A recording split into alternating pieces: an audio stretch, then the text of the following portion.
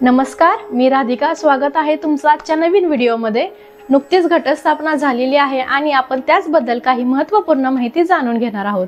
तर व्हिडिओ शेवटपर्यंत नक्की पहा। चॅनलला सबस्क्राइब केलं नसेल तर सबस्क्राइब करा। सुरुवातीला आपण घटस्थापना म्हणजे काय, ती का साजरी करतात आणि त्याचे महत्त्व काय हे जाणून घेऊयात।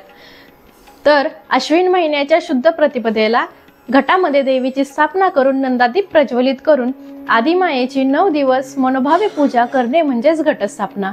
याला नवरात्र किंवा शारदीय नवरोत्सव असेही म्हणतात।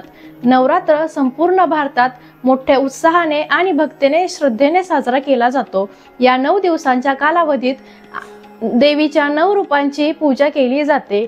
तिने केलेल्या राक्षसांवरील विजयाचे स्मरण केले जाते। अशा प्रकारे देवी स्त्री तत्वाचा उत्सव साजरा केला जातो।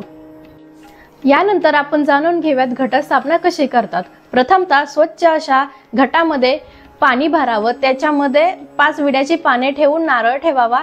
तो घट देवाऱ्यात मातीने भरलेल्या पात्रात ठेवावा। त्यावर थोडी पाणी शिंपडावं आणि 7 प्रकारचे धान्य पेरावीत।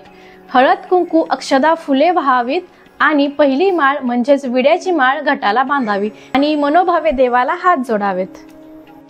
घटस्थापनेसाठी कोणकोणते धान्य वापरतात? सामान्यतः वापरल्या जाणाऱ्या धान्यामध्ये गहू, हरभरा, ज्वारी, मका, जवस, मूग, सातू या 7 धान्यांचा समावेश असतो। महाराष्ट्रातील विविध भागात त्याच्या भौगोलिक स्थितीनुसार या धान्यात नाविन्यता पाहायला मिळते।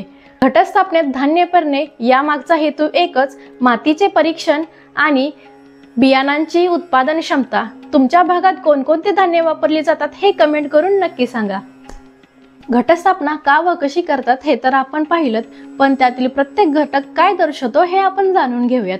तर सगळ्यात पहिल्यांदा घट हे मातृशक्ती, त्रिगुण शक्ती आणि त्रिमूर्ती याचे प्रतीक आहे। तर घटातील पाणी हे जीवन, सृष्टी आणि ऊर्जेचे प्रतीक आहे। त्यावर ठेवला जाणारा नारळ हे देवी, समृद्धी आणि पूर्णतेचे प्रतीक आहे। विड्याची पाने हे आरोग्य, प्राणवायू आणि निसर्ग दर्शवतात। तर माती आणि त्यामध्ये पेरले जाणारे बियाणे हे सुपीकता, विपुलता आणि समृद्धी दर्शवतात।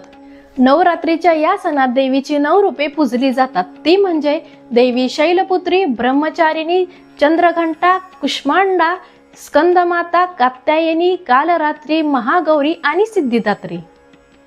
घटस्थापनेची एक कथा पण आहे बरं का, ती मी तुम्हाला थोडक्यात सांगते।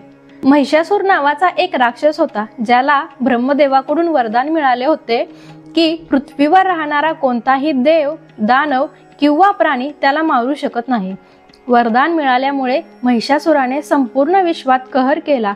सृष्टीच्या उद्धारासाठी आणि महिषासुराच्या नाशासाठी माता दुर्गेला जन्म घ्यावा लागला।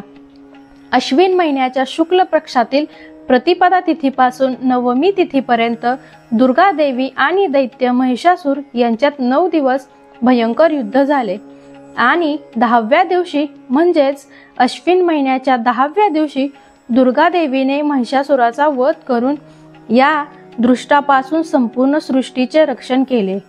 महिषासूर या राक्षसाचा वध केल्यानंतर माता दुर्गा देवी महिषासूर मर्दिनी या नावाने ओळखली जाऊ लागली।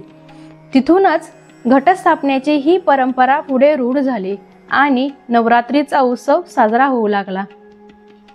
तर आजचा हा माहितीपूर्ण व्हिडिओ तुम्हाला कसा वाटला कमेंट करून नक्की सांगा। व्हिडिओला लाईक करा, चॅनेलला सबस्क्राइब करायला विसरू नका। धन्यवाद।